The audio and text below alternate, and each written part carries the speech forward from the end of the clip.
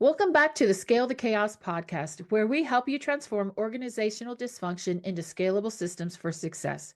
I'm your host, Rhonda Lea, here to guide you through the noise and bring clarity to your business challenges. In our last episode, we began an enlightening conversation with today's guest. If you missed part one, be sure to go back and listen to our previous podcast episode for valuable insights. Today, we're diving into part two of our discussion. So let's continue the journey of scaling the chaos together. Today's guest is Dr. Kevin Holloway. He is a clinical psychologist for 19 years, specializing in post-traumatic stress disorder and other anxiety disorders, primarily with military service members and veterans. He also happens to be my older brother. The only credential that matters, right? Right. I'm really excited about the topic that we're going to talk about today, the psychology behind change. So let's talk about how change can affect people's sense of identity and how that can drive some of the potential stress and anxiety from change. Yeah. And I think you hit the nail on the head in a big way. Our work in many ways define us, right? I'll even go back to the introduction that you gave for me, and I appreciate it. You said, Kevin Holloway is a clinical psychologist for 19 years. That was the first thing you said, right? Yep. And in fact, if you think about it, when we go to parties or other events and we're meeting new people for the first time, almost universally, one of the first things we ask, and this is at least in Western culture, one of the first things we ask is, what do you do for a living? It's a big part of what we want to know about people and how we understand that person to be. Like, it's a big part of their identity. Yeah. It's huge. Yes. And in fact, sometimes that can get so connected to who we think of ourselves that we even sometimes go to a level where we call fusion or identity fusion. In fact, so a particular approach to therapy, ACT therapy, acceptance and commitment therapy, and I love it so much, talks about psychological flexibility and how important that is for mental health. And one of the first things in that psychological flexibility model, or in inflexibility for people who are struggling with it, is this idea of fusion, that their identity gets fused with something. Maybe it's their employment, what they do for work, but it also could be things like, I'm a loser, and they get fused to that idea, for example.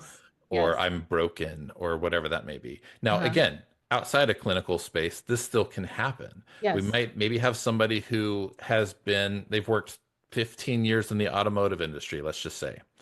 And for whatever reason, there's something that happens in the industry, or at least in their particular area, and they get laid off because there's a decreased demand for whatever their skills are.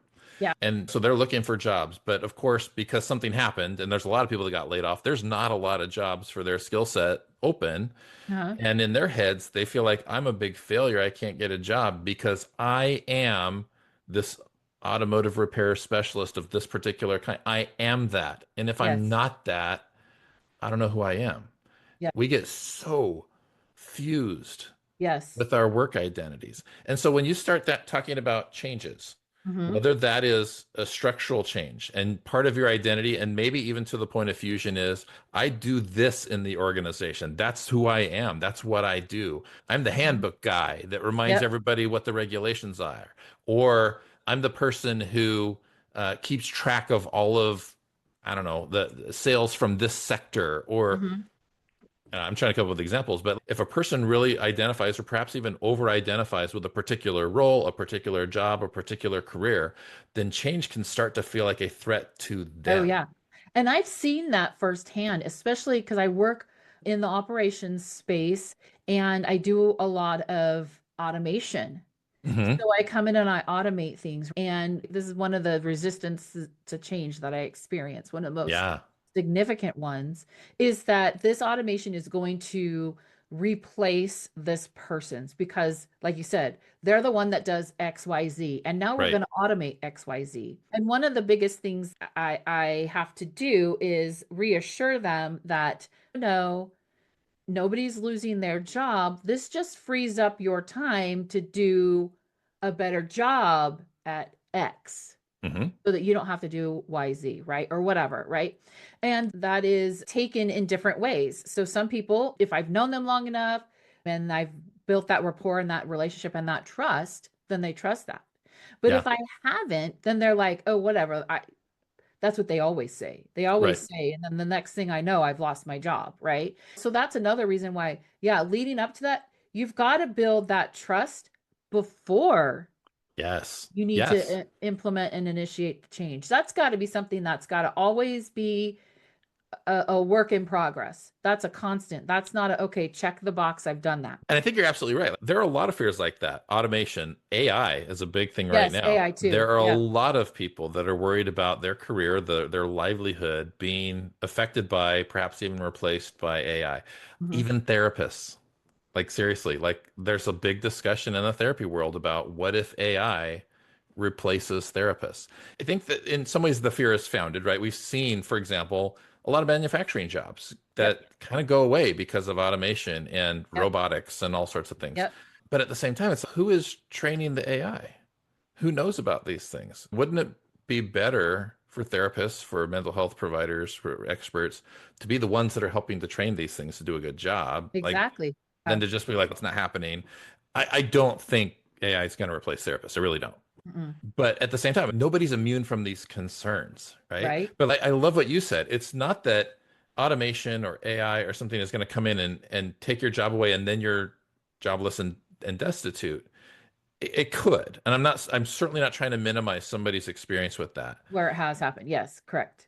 And sometimes for some people, they see that as an opportunity to, like you said, either they don't have to spend so much time on X so they can focus on Y and Z, or in some ways to redefine themselves. Yeah. It's a lot harder to get to a place where you can think about redefining yourself or training up in other skills or focusing in a different direction if your identity is so fused to that old way of thinking of yourself or that career, that It's very job, that limiting. role. Yeah, it's Absolutely. very limiting. And again, I'm not trying to downplay some real, very Yes. valid anxieties that people have, whether about automation, AI, change in general. Yeah. It's more of, hey, we can recognize and understand and have compassion for For those them. anxieties Yeah. because, especially in the Western societies, we think of somebody's job, their role, their whatever, as an integral part of their identity. So when your identity's threatened, Yeah. when who you are is at threat because of a potential organizational change, that makes sense why that's tough and anxiety producing. And maybe you want to even be resistant and hesitant to it. Point out all the flaws and the Yeah. errors with the thinking and the plan. Really put your foot down. I'm not doing that. You all can implement whatever change you want, but I'm still doing it my old tried and true way. Yeah. It's not just that they're resistant and jerks. Mm-hmm. Again, it could be all sorts of things they've gone through historically. It Uh-huh. could be that this feels like a threat to who they are. It could Yes. be all of the above. Yep. Absolutely. So we've touched on this, but let's be clear about talking about the factors that contribute to an individual's ability to adapt to change. What are those factors? It's interesting because you were talking about personality earlier and kind of personality things. So one particular approach to personality that I love is often referred to as the big five. Uh-huh. And the big, and it's right in your 4 to 6 range Yeah. there, right? So the big five are openness to experience, meaning like how open are you to new things, imagination, curiosity, that kind of stuff, willingness to try new things. Conscientiousness, so their level of organization and efficiency. Uh-huh. That's a Okay. big one that varies among Yeah. people. Yeah. Extroversion, Uh-huh. and this one is tough because there are some real popular understandings of introversion, extroversion that aren't necessarily the way this is referring to. But this is extroversion would be a person's tendency to be outgoing, assertive, seek out attention, that kind of Yeah. thing. And kind of introversion would be the opposite of that. I think another way to think of it too is just like where do you get your emotional Energy. batteries Yeah. recharged, right? Yeah. Is it among people or is it by yourself? It doesn't mean that somebody who is not charismatic or not Yeah. outgoing is automatically an introvert, but you Yeah. can at least roughly we can simplify it to that. Yeah. Agreeableness is Uh-huh. another big level here. And this is Yes. just their level of cooperativeness, their trustworthiness, being straightforward. It's not intended as they agree with everything, but how in general are they open to that cooperation with other folks? And then the last one is referred to as neuroticism. And we can probably all think of that crazy aunt that we all have that Uh-huh. none of our aunts, if you're listening, We don't have any crazy ants. no, not in the family. But this is like their emotional stability, basically, right? Yeah. This is their moodiness or their nervousness or that kind of thing. And this is perhaps a negative piece of this. But so much validation research has gone into looking at these big five. And so, again, you can think of each person as being somewhere on the spectrum or the whatever of each of these five areas, and they're not interrelated necessarily. You can have somebody really high on some and low on Uh-huh. others, and that. So that's one piece of this, right? Is that a person's individual makeup. And this is stuff that's really long standing. This has often been there since birth, and Yes. we're not doing a lot to change this. Yeah. So I'm not suggesting that, hey, if somebody has difficulty with change, they need to go to therapy to change their personality. Yeah. Yeah. You can't do it. Yeah. That's the definition of personality. But so Hmm. recognizing that people are different, like we said before, knowing your team, playing to their strengths, recognizing where we might need to do a little bit of extra work Yeah. with them is important. It's also recognizing not only is everybody different, but that it's okay. There's Yeah, no it's not different one bad. there's no one personality type that is better than the other. Because that's Exactly. another thing that I have seen is I have been accused of having a more of an aggressive personality type. And Hmm. I have had there are some people who think that's amazing and other people who don't. Other people who have actually said, yeah, at one point I had a more aggressive personality type, but I did XYZ to tone it down or whatever, giving some sort of an implication that having a more Was aggressive bad, and was they bad, fixed it. right? And Yeah. so it needed to be fixed. So I think it's really important for people to recognize that there are a lot of different personality types, and personality types is a very general, broad term also, Hmm. right? Hmm. It can be defined so many different ways, but that given all the different varying types of people that we have, there's no right or wrong. And clearly, these are not inclusive of like murderers and narcissists and Well, people like that. And I and know, interestingly, murderers will look different on yeah, these different personality types. And yeah, that's not to say that, hey, a certain personality constellation is more likely to be a criminal. right. There are so-called personality disorders, Yes, a little bit different, that can be more highly or less highly yeah, correlated with criminality or that kind of thing. yeah. But that's not what we're talking about. Exactly. And I'm glad you made that clarification of personality disorders because that's completely separate from Absolutely. personality types. Because as I say that, I hear people in my mind saying, and it's not because I have multiple voices. This is Interesting. I'm gonna correct echoing that. of Yeah. other conversations that I've had with people, right? Is that this person that I know, family member, former spouse, whatever, is a narcissist and none of this applies to them and blah, blah, blah. But that's not what we're talking about, right? Right, absolutely. Like, And you're but yeah, right. Somebody who's a narcissist or antisocial or whatever, there is something wrong with them. there's something wrong with, and again, I even go back to there's something wrong with something that happened to them, but it was Exactly. Yes. early and it's persistent, and we're That's not, not not we're not trying to all, give you tools to fix them or whatever. yes, or work with them or any of that. That's a completely different podcast with a completely different podcast host, right? Right, Like that's not even something I want to talk about. But yeah, but every personality type is different and no one personality type is better than the other and no one personality type is deficient.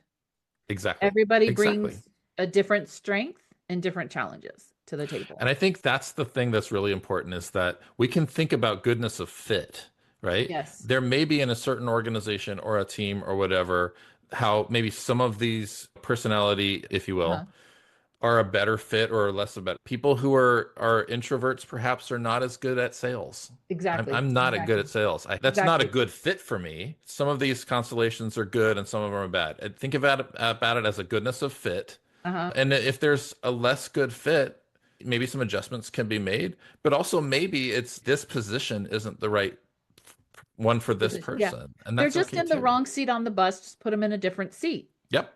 Find the Yep. right seat for them, right? Maybe they like to sit in the front of the bus and not the back of the bus, And or it's vice also versa. okay for them to decide that maybe this isn't my bus. Yeah, And that's exactly. okay. That's okay. Yeah. Exactly. So can adaptability be learned or improved upon? Yes, I think so. While these personality characteristics tend to be very long-standing and Uh-huh. resistant to change, adaptability, I think, is a slightly different thing. And that is, I think, with experiences, number one, positive experiences Uh-huh. with change, that can be an important thing, right? Uh-huh. So the more, if you will, historical instances where you had to confront a big change or maybe a threat to your identity, however it may be, Yeah. and things worked out well, that contributes, if you will, to your toolbox of ways to respond that makes adapting to change better, for one. Mm-hmm. For Hmm. two, I think organizations can do a lot to help with people's adaptability. Again, going back to the idea of universal precautions, are there ways we can approach this that will not be a one size fits all, but is more inclusive of lots of different kinds of personality constellations, or that can be an important thing from an organizational point of view. For an individual too, I think, and this is going to sound weird, and maybe it's just coming from my worldview as a trauma therapist, but oftentimes we get better when we're exposed to difficulty, right? Yes. We think of PTSD as this bad result of trauma, but we don't often think about the other side of it. There's a whole area called PTSD growth, where we look Yes. at how people actually improved after experiencing trauma or adversity. And Mm. not that it was a good thing that bad things happened to them, but how did they capitalize on that experience to Yes. leverage it for their own improvement? There may be ways, if you will, to inoculate or Yes. even to help a person develop the skills of adaptability by giving them opportunities to encounter or to confront maybe smaller changes or Yes. instances of where they need to build up that skill set. And not that organizations and leaders are responsible for that entirely. That's each of us are Yeah. individuals that are autonomous and we're responsible for ourselves. And Mhm. all of us have lives outside of work Mhm. too. But I do think there's opportunities for thinking about that. If I'm a person who's very rigid in my approach to change and no, things have to stay the same or else I'm going to freak out and I don't know what to do with myself, that can be a problem for me. That Yeah. can be a problem in how I'm able to hold down a job or to Yes. fit within an organization. As an individual, maybe I can seek for opportunities where it's not like this major change that's freaking me out, like before the fact, like you're just saying, building this up, yeah, before the fact. Maybe I Yeah. can look for opportunities that maybe a small difference in routine can, it can be uncomfortable at first, and the more I Yes. do it, the easier it gets. And Yeah. then take on something a little more challenging, and it can be tough. And the more I do it, the easier it gets. I think of like characters like Sheldon Cooper on Big Bang Theory. Have you seen Yeah. the show? Uh-huh. He is very routine, right? I'm going to say Oh this yeah. wrong, and like fans of the show are going to get mad at me, but I think it was like Tuesday night is Chinese food night, and any departure from that was like this Uh-huh. horrible thing for Yeah. him. And I think a longer podcast and maybe a different podcast, we can go into diagnosing Sheldon, but Yeah. for various Which actually might reasons, be fun. But right? anyways, I mean, for various reasons, that was very challenging for him. yeah. But even as you watch the show over the seasons, and this is going to reveal the fact that I probably watched too much of the show, towards the end of the show, he's a lot more adaptable Hmm. to changes in his routine, changes in his environment, changes in his life than he was at the beginning. And I think part of that is that he was exposed to more and more situations that were just a little bit Yep. incrementally challenging for him. Um, And he learned that he could adapt. It wasn't that he couldn't adapt and he had to find those skills. That's part of it. But it's also that he learned that he already had that capacity within uh, himself and maybe didn't know that. yeah. Through the experience of there was a little bit of a change and everything ended up being okay. Yeah. You Even though know, it was hard. And it wasn't even though that it it was was hard. okay because it turned out that it wasn't distressing. It could have been really distressing and it still worked out okay. I've said multiple times to different people that I was so glad that I got divorced because for a couple of reasons. One of them obviously being because I didn't want to be married to him anymore. Sure. But another huge reason why I am so thankful that I got divorced is I would never have been the person that I am today Yes. I not Yes. gotten divorced. Had I still been married to him, oh my gosh, my mind Yes. just is blown as to where I would be today if I hadn't. And I'm not saying everybody go run out and divorce your spouse because it'll make you a better person. That is not Right. at all what I'm saying. It just happened to be the situation with this particular spouse that it was a better situation, right? But your point is really well made, right? Yeah. All of us are the amalgamation of our history of experiences, all of us. Yes. And even the things that, that have been really difficult, really challenging, cause us all sorts of problems, very likely taught us things too. And Oh, we absolutely. developed skills that came out of them. And if we could somehow magically go and delete certain experiences out of our past, that actually impacts who we are now, Yes. probably in a negative way. I'll even tell this to folks that I work with PTSD, that if I could go magically erase this memory from your mind, I wouldn't do it. Yeah. Because that would damage you. That Yeah. would actually take away from who you are. I tell people I would never, ever want to experience it again. I won't go as far as saying I'm thankful that I had the experience. I am thankful for the things that I learned from the experience. And I Absolutely. am thankful to be on this side of the Yeah. And experience, it's not that right? it's good that it happened, Right. Yeah. but you also gained things, and there's something powerful about recognizing what you gained from Mhm. those difficult experiences. Yes. Yeah. Absolutely. I've even talked about this post-traumatic growth that you mentioned a few minutes ago. And maybe this is a good question for me to ask you because this is something I've wondered. Do you have to have experienced trauma to experience post-traumatic growth? Does it have to be clinical trauma? Because So I I feel live like in the you can world of get that growth. clinical. Yeah. I live in the world of clinical, and so that's usually the context we're talking about it in, right? Uh-huh. Somebody had this actual or threatened death, serious injury, or sexual violence experience, Yes. and this is how they've grown from it. But I don't think it stops with trauma, right? Like Okay. even things that part of the training that I do is even just helping clinicians to recognize what would be considered clinically a Mm-hmm. trauma versus something that would be considered a very aversive event Mm-hmm. and might be better conceptualized as something else. We're going to help our clients better if we can conceptualize it more accurately and treat it accurately. That is not to suggest that things that don't by the book fit the definition of trauma are Uh-huh. therefore no big deal and they don't affect us. Of course they do. Yeah. And so there's lots of things that wouldn't be considered a clinical trauma that Uh-huh. are really impactful events in our lives. And they Yes. absolutely can lead to growth and change. In addition to, they can also cause us some Yeah. problems. That's not to Problems. Yeah. suggest that they're not, but there is that opportunity, if you Yeah. will, for that growth from very aversive experiences. Absolutely. Even if it's not considered A by the trauma. DSM a trauma. Yeah, and that's good. The reason why I was wondering there's a lot of talk about resilience, right? Yep. Resilience is a big topic but all resilience is, and I don't want to minimize it by saying all resilience is, but resilience is returning back to normal after a challenge, right? An adverse event. And what I try to encourage people to do is go beyond just returning back to normal, right? Yeah. Going beyond that. And that's where, in my research on that, which is a different subject than what we had actually anticipated talking about today, but in my research, that's where I came across this post traumatic growth term. Hmm. But also knowing through my research that only a small percentage of those who experience trauma will actually have clinical PTSD, but very few people actually experience clinically defined trauma. Can they still have that post traumatic growth? Even if it's not necessarily post traumatic growth, it's still a growth that is resulting from this adversity, right? Yeah, absolutely.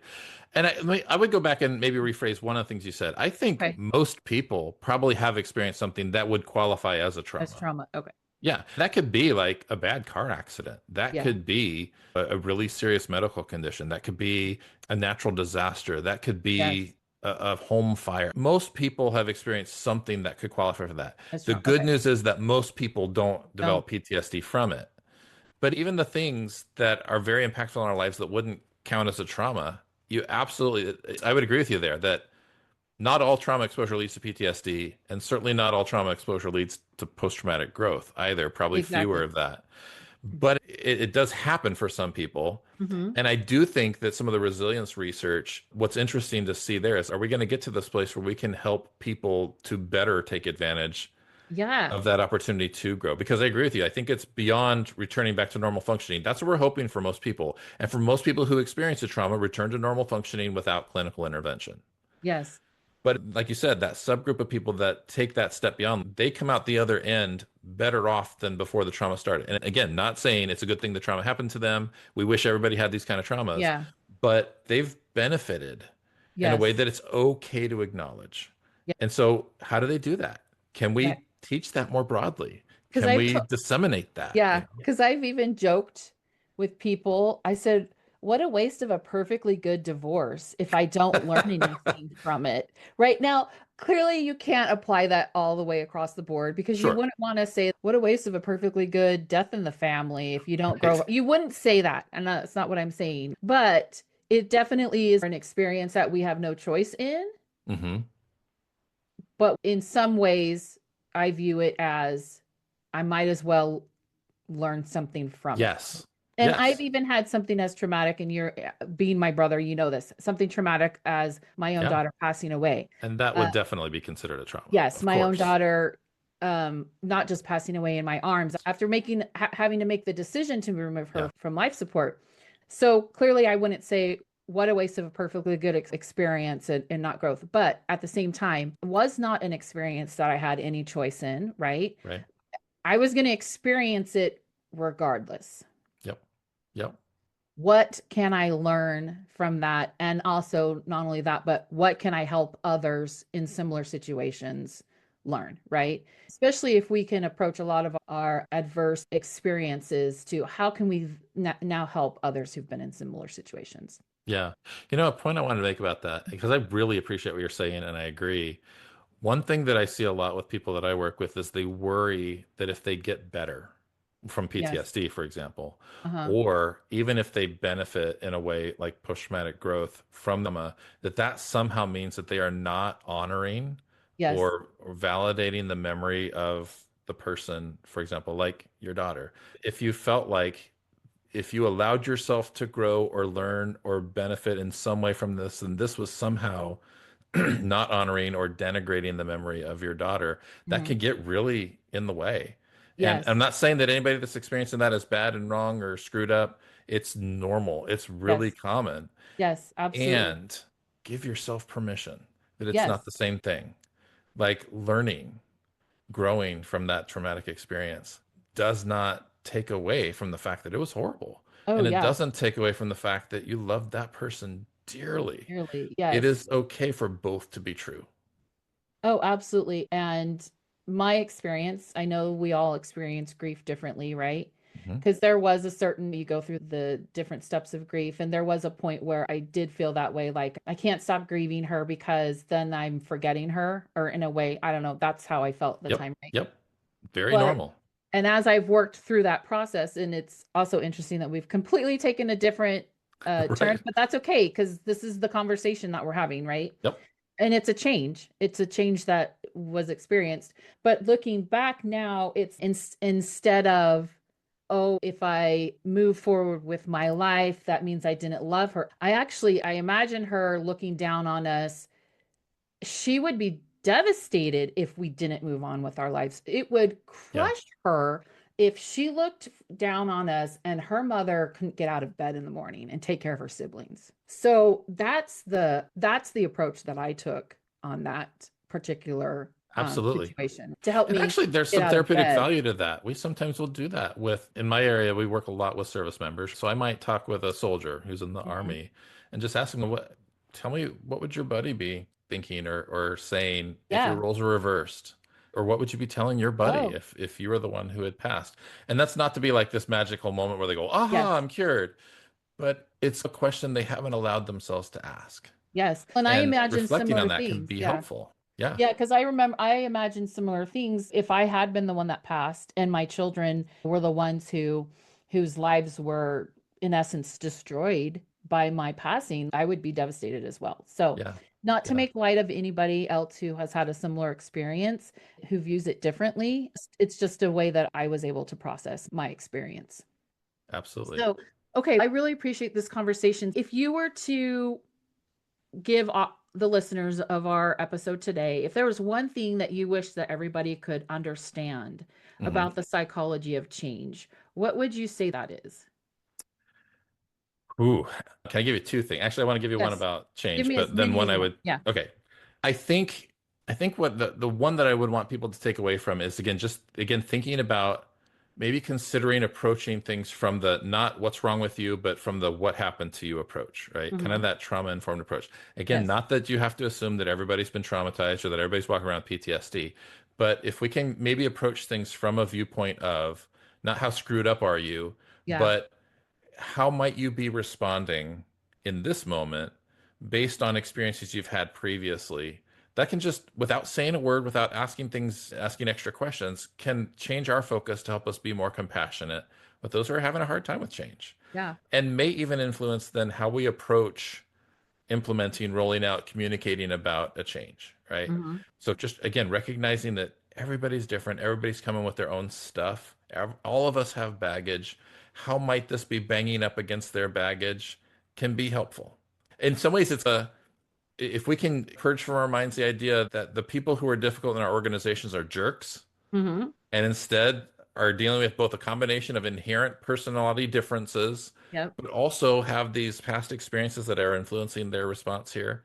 That can help us to be more compassionate and working with everybody, making the best out of change as it's happening.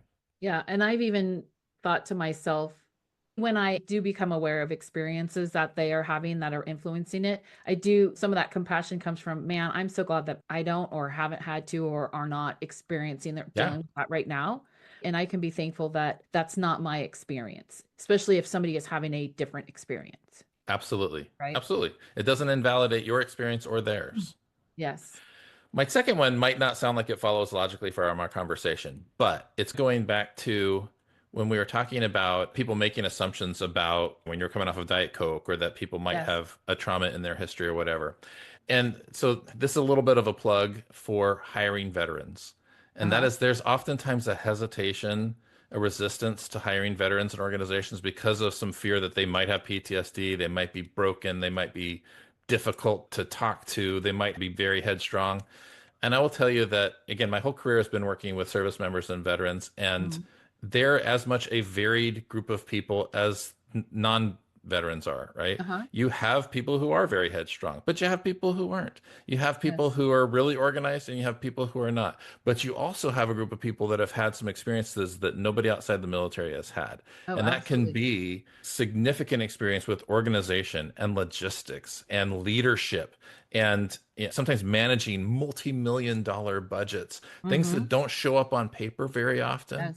And some of the most dedicated, the most hardworking people in this country and in the world. And so there's sometimes this worry that, if I hire veterans, that maybe something will set them off and they'll do something crazy. Mm-hmm. That's not PTSD either. Even for the small minority that have PTSD, our veterans come so well equipped to handle so many diverse situations in business. Take advantage of that. Hire veterans. They're awesome. The second thing along with that is that while not everybody that, it certainly has been in the military has PTSD, even folks with PTSD are not more likely to do something crazy and Yes. irrational and harmful, and that they really aren't. It's a really easy knee-jerk reaction these days when something Mhm. horrible happens to start blaming, clearly they had PTSD or they served in the military or whatever, so that must be the reason. Or they're a single mom or a single Or parent or they've been exactly. divorced or whatever. Yeah. Or they lost someone close to them, or they were in Or this horrible car yeah. accident, whatever it may be. Most of the time, people with PTSD, anybody with any kind of mental health diagnosis, are at a higher risk of being the victim or the Hmm. survivor of terrible things rather than the Yes. perpetrator. And Yes. so that's not something to worry about. It Yeah. really isn't. Instead, think of all the advantages, all the benefits you're going to get by hiring Yes. veterans. And also, too, they don't come any more messed up than any of your civilian people. So, they really Right. don't. They may Right. actually have some resilience because of their experiences Exactly. that your Yeah. civilian folks don't have. I'm not saying don't hire civilians either, but Yeah. open yourself up to this amazing workforce Yeah. that can really benefit your organization. And it's interesting because you highlight this knee-jerk reaction or assumption that everybody automatically goes to, whether they're a veteran or civilian. Anybody who's experienced some sort of traumatic experience, there's just this knee-jerk reaction to just assuming they're Yep. going to have PTSD when Right. such a small percentage of them actually experience that, and a higher percentage are actually going to experience that post-traumatic growth. Absolutely. What you just said, right? That small group. When I Mhm. said earlier, when we were talking about the incidence of PTSD, how many people actually have it? When I quoted that 20%, that's actually a little bit high. Studies are putting PTSD for people who come back from combat deployments, Uh-huh. pretty traumatic possible Yeah. situations, around 14 to 19%, depending on the Yeah. study. That's combat deployments. Yeah. Now, think about that then. Around 85% of people who have gone through combat deployments don't Yes. have PTSD. And they have pretty good resilience. They've done challenging, hard things. A lot of those skills are translatable into the workplace. Oh, absolutely. Thank you so much. This has been an Oh, amazing conversation. It went it went all over places. the place, didn't it? It did. It went all over the place, but I actually love that. I love that because that means it was just a conversation. It wasn't an interview, Right. right? Yep. So I love that. Thank you so much for taking your time. I know you're not necessarily out promoting anything, so I'm not going to send people to your website or to come go find. You're on LinkedIn, but you never post anything on It's true. LinkedIn, I except don't. sometimes you post your podcast, but that really is only applicable if you actually are a clinical psychologist. So you really were just coming on here for us to have a fun conversation, an informative conversation about this topic around change. So I really appreciate it. You're welcome. That wraps up this episode of Scale the Chaos podcast and our conversation with today's guest. A big thank you goes out to my guests for sharing their expertise and actionable insights. If you found value in today's episode, don't forget to subscribe, leave a review, and share it with your network. Your support helps us bring more conversations like this to business leaders like you. To find out more on how you can scale your chaos, you could go to my website at www.scalethechaos.com or connect with me, Rhonda Lea, that's Lee spelled Lea, on LinkedIn. Join us next time as we continue to tackle the challenges of organizational dysfunction and help you transform chaos into scalable systems. Until then, stay focused, stay inspired, and let's scale the chaos together.